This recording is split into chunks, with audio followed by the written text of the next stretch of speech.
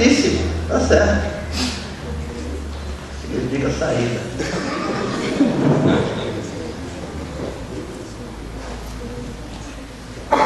Se aprendemos no desenho animado aqui, né? Saída pela direita, né? A revista Época da semana passada publicou 2 matérias para debates e provocações. Não, quando trazemos um assunto para debate ou provocação, não quer dizer que apoiamos ou que o assunto está correto. Mas aqui, 2 matérias, uma sobre as mães, e hoje tem podido, segunda matéria, serem mães melhores, porque tem, somente as mães divorciadas têm dividido a guarda com os pais. E às vezes mãe divorciada ela é meio megera, né? Porque ela tem que dizer não aos filhos, ela tem que contrariar a vontade dos menininhos, tem que dizer que não tem dinheiro, e às vezes ela sofre com isso. Não é bem dividida a tarefa. Hoje alguns homens acham que pagando R$300, R$200 de pensão é suficiente para criar filho. Mas não é essa a questão que eu quero falar. É que foi realizado em Detroit, agora em junho, e essa conferência ela ia ser realizada num grande hotel ali em Detroit, e precisou ser transferida para a periferia porque, segundo os organizadores lançados para promoção, eles sofreram ameaças do movimento feminista local. Não é a primeira vez que os homens correm das mulheres. Isso aconteceu no tempo dos holandeses lá no Nordeste, na Batalha de Jurupapo, onde as mulheres colocou parte de militares holandeses para corridas antes, né? Mas ali em Detroit teve uma conferência chamada Primeira Conferência Internacional sobre as Questões dos Homens. Cerca de 200 homens se reuniram para tratar não de assuntos econômicos ou de violência, mas aquilo que dá título à matéria chamada Em Defesa do Macho Oprimido. Então, os homens estão se sentindo desprotegidos, segundo esse congresso, por conta do crescimento do movimento ou da forma como as mulheres têm tomado conta da administração do mundo. Segundo algumas línguas não abençoadas, diz que eles não chegaram ao topo porque saíram para comprar a bolsa e o sapato. É assim que voltarem à loja da bolsa e sapato, eles vão dominar o mundo. Esse movimento não vou pregar sobre esse movimento, estou querendo situar o movimento. Esse movimento não é novo. Ele surgiu nos anos 70, mas naquela época era um movimento que, de certo ponto, era simpatizado pelas mulheres, porque não sofreram ameaça, porque tratavam da luta contra o sexismo, isto é, quando alguém é determinado se é melhor ou pior por causa do sexo, ou da desigualdade de gênero. Também eles se moviam contra a cultura patriarcal, e nessa época começou então a luta pelo direito homoafetivos e a conquista das mulheres. O fato é, irmãos, que esse congresso parece pequeno, e no Brasil essa rede, aqui conhecido como Uma Voz para os Homens, tem no Brasil cerca de 80 mil seguidores. O fato é que isso aqui parece uma brincadeira, mas demonstra, de certo fato, a inquietação que o homem vive. De certa forma, esse chamado movimento, denominado por alguns sociólogos ou estudiosos das ciências sociais como masculinistas, né? Parece que eu adorei falando, mas é o tema que os sociólogos dão. Eles retratam a crise que o homem vive. Vivemos, de certa forma, um mundo um tanto avesso à masculinidade. Isso é um fato. E no meio de todo esse turbilhão, até porque os trabalhos de pesquisa ainda são recentes ou poucos, porque 30, 40 anos é pouco tempo para pesquisas sociais, faz com que, de certa forma, reflita um pouco a cabeça daquele homem que mora na sua casa. Daquele homem que é tido como seu marido ou como seu pai.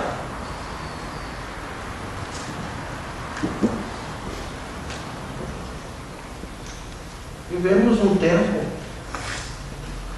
e a culpa recai sobre os pais e muito sobre as mães.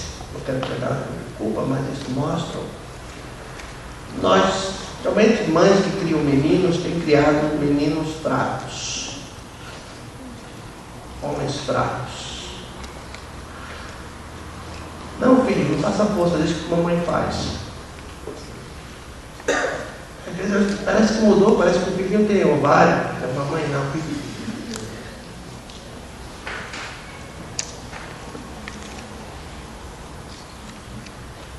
Este homem que vive na sua casa, que é seu marido e é seu pai, ainda que esse movimento aqui pareça estranho, ele tem as suas crises especiais muito profundas.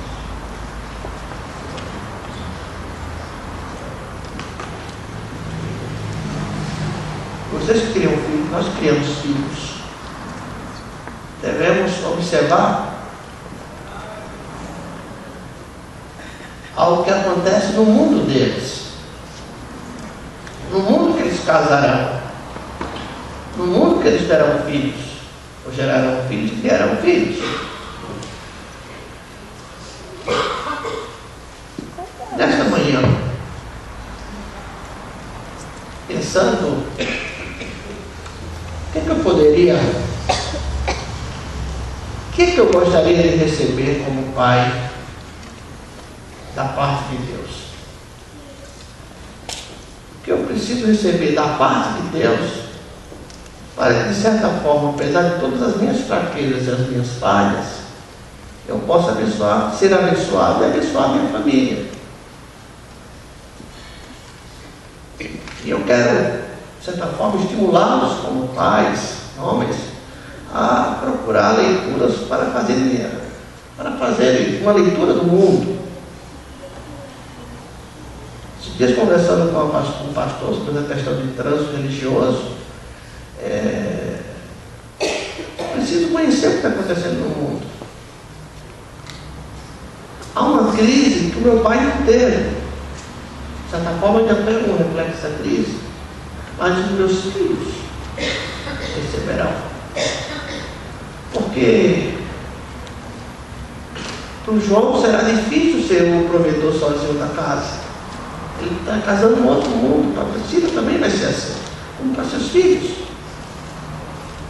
E esses menores terão um mundo ainda mais complicado. Eu penso que o mundo vai entrar no saculejo, vai ter os ajustes que precisa ter. Eu não aposto no caos para Deus e para Jesus voltar. Jesus vai voltar no tempo determinado e predeterminado por Deus. Mas eu pensei, o que eu gostaria de pedir? E eu pensei no livro de Tiago, capítulo 1, que diz assim, versículos 5 e 6.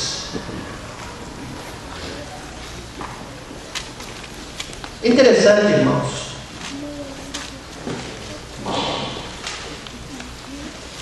que a palavra que o Tiago usa, ele tem um sentido mais genérico de conhecimento e sabedoria. Tem a ver com inteligência. E diz assim a palavra de Deus: ora, se algum de vós tem falta de sabedoria, peça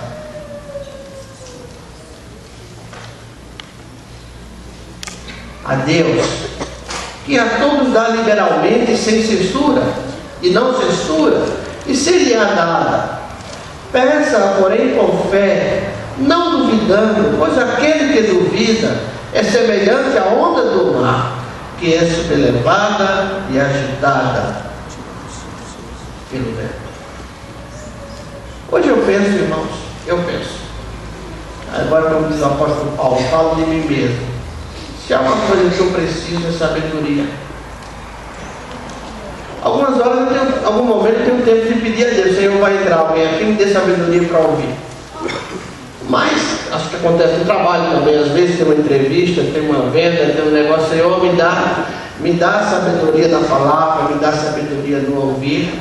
Mas se há uma coisa que eu preciso como pai hoje, porque não, você só deve ser pai quando morrer. Entenda isso.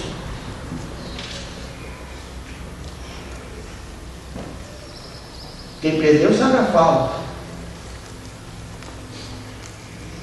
Enquanto vivemos, somos pais. Ainda que na velhice possamos dar trabalho, nós somos pais.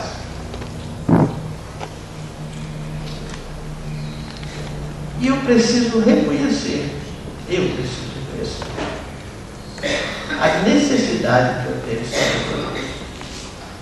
É interessante, irmãos, que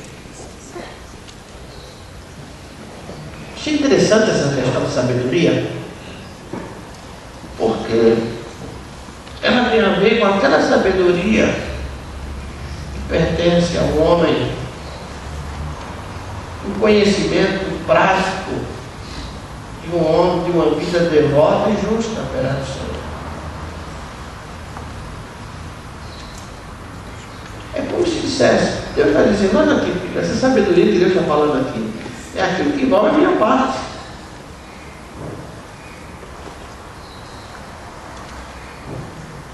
É uma sabedoria que vem de Deus, que Deus dá, mas envolve uma ação conjunta. Porque às vezes o mundo não é feito apenas de telejornal de futebol, meu irmão.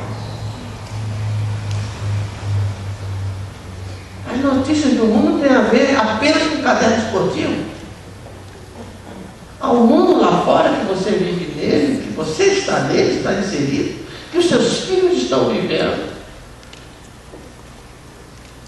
Pensa no mundo que esses meninos aqui pequenos estão vivendo completamente diferente do nosso. Algumas coisas que eles sabem hoje, conhecem, que nós nem imaginávamos existir. Algumas coisas que vamos dizer: filhinho, você já pensou nisso? Eu nunca esqueço, uns anos atrás, no assunto da escola dominical, quando se tentava explicar a paternidade de Jesus, de José em relação a Jesus, o garotinho disse: olha, falando, José não é pai biológico de Jesus. A professora fazendo volta para explicar, José não é pai biológico. Esse mundo, gente, não é fácil criar. Criar é cansativo. Educar é cansativo. Tem hora que você pensa que volta a estaca zero. Eu preciso pedir a Deus sabedoria. Agora, para que eu possa pedir sabedoria, eu preciso reconhecer que eu tenho pouca sabedoria ou que eu não tenho sabedoria. E há ocasiões que eu digo a Deus: eu não sei o que fazer, não tenho sabedoria nenhuma para tratar disso. Então, algo que eu gostaria de receber do que dos pais que estou pedindo ao meu pai maior, meu pai de amor, é sabedoria. Agora, eu preciso reconhecer que eu não tenho. soberba emborrece. Soberba emborrece. Achar que já leu sobre tudo, alcançou tudo, é burrice. Porque às vezes eu vejo os pais de hoje, a maior parte tem outra formação que não tinha há 20 anos atrás, quando eu cheguei aqui, né? Nós tínhamos pouquíssimas pessoas na época que estudavam, que tinham estudado, a maior parte do povo está estudando. Então você está lá com o seu mestrado, com a pós-graduação, seja lá o que for, e vem teu filho num assunto, te põe uma saia justa, que você tem que fazer o quê? Me lembro uma vez quando eu fui tratar de um aluno, que um coleguinha, chorando muito, me contou que o amigo estava viciado em xarope para tosse, por isso que os vendedores estão fartos das farmácias. E a mãe entrou em crise, porque ela era orientadora educacional. Como se ela dissesse: Deus, eu cuidei de tanto e falhei na minha casa. O garoto subia para o telhado escondido para fumar xarope. Estava ficando xarope. Sabe, gente? Às vezes nós enfrentamos situações com ele, com crianças, com jovens, adolescentes, com filhos adultos também. E a gente diz: pai, eu não tenho sabedoria para isso. Eu não tenho competência para isso. Eu preciso reconhecer a necessidade, porque eu necessito de sabedoria que venha dada por Deus. E ele me dá essa informação, irmão, direto eletrônico, pode dar através de uma leitura, através de uma pesquisa, através de conversar com o irmão. Agora, eu preciso pedir. Eu reconheço que não tenho, mas preciso pedir, eu preciso rogar, eu preciso entender que Deus dá de boa vontade, de livre e espontânea vontade, que concede a alguém que pede. A Bíblia diz que é assim. Veja só o que diz a Bíblia. Peça a Deus, que a todos dá liberalmente, e não censura receber a dado. Eu tenho da parte de Deus a promessa que Ele vai me censurar porque eu pido sabedoria. É uma coisa que é lícita. Reconhecer que a sabedoria maior é dele.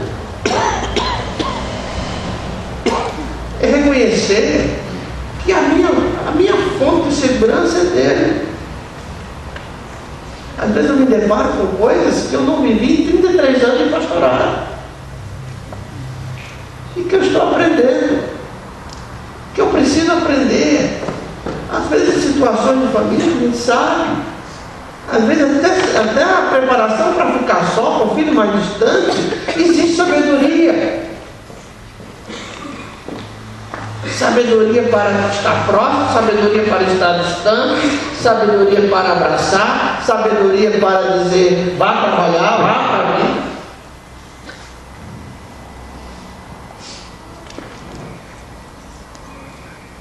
Agora, eu preciso pedir com confiança, diz a palavra de Deus. Eu preciso entender que Deus vai me dar confiança. Sabe, Pai? A vida não é fácil para as mães, não é, mas também não é fácil para a gente. Às vezes se pinta um homem muito omisso, mas essa não é a verdade da sua casa. Com certeza. Se você é uma pessoa temente a Deus, essa não é a verdade da sua casa. Um homem que teme a Deus não pode ser um omisso dentro de casa. Não é fácil. Não é fácil as pressões da vida, as pressões do consumo. Havia um tempo que se comprava roupa para filho uma vez por ano, final de ano. E era aquilo que você podia dar. Já ia por lote, né? Pegava dentro do mês, o pai me levava, era assim que meu pai esperava, ele demorava a sair do dinheiro, era aquela ansiedade, porque era assim que ele fazia. Hoje, não pressionava os nossos pais, porque não tínhamos isso aqui, em geral não pressionava. Você vive uma pressão muito grande, é pressão de consumo dentro de casa, é pressão da concorrência lá fora, é o medo de ficar desempregado, é o medo de perder a sua condição econômica, são as pressões do próprio mundo, do que os colegas fazem, você não faz, porque é um cara que respeita a sua esposa, mas lá fora o mundo é diferente, você vive nessa pressão. E num conceito que muitas vezes somos responsáveis e não somos. Pelo menos o crente. Então, meu irmão, peça a Deus sabedoria. Esse é um presente que eu gostaria de receber da parte de Deus hoje para os pais. Agradeço a Deus sempre pelo esforço que meu pai fez por mim. Reconheço isso todos os dias. Hoje vivemos, de certa forma, uma geração muito ingrata.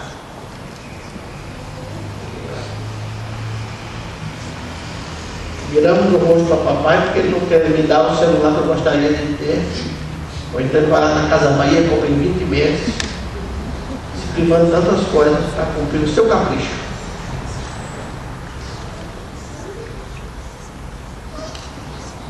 Educar também é dizer não. Mas quero estimular os filhos e as mulheres que leiam um pouco sobre a situação do homem hoje. Leiam pesquisa, leiam artigos.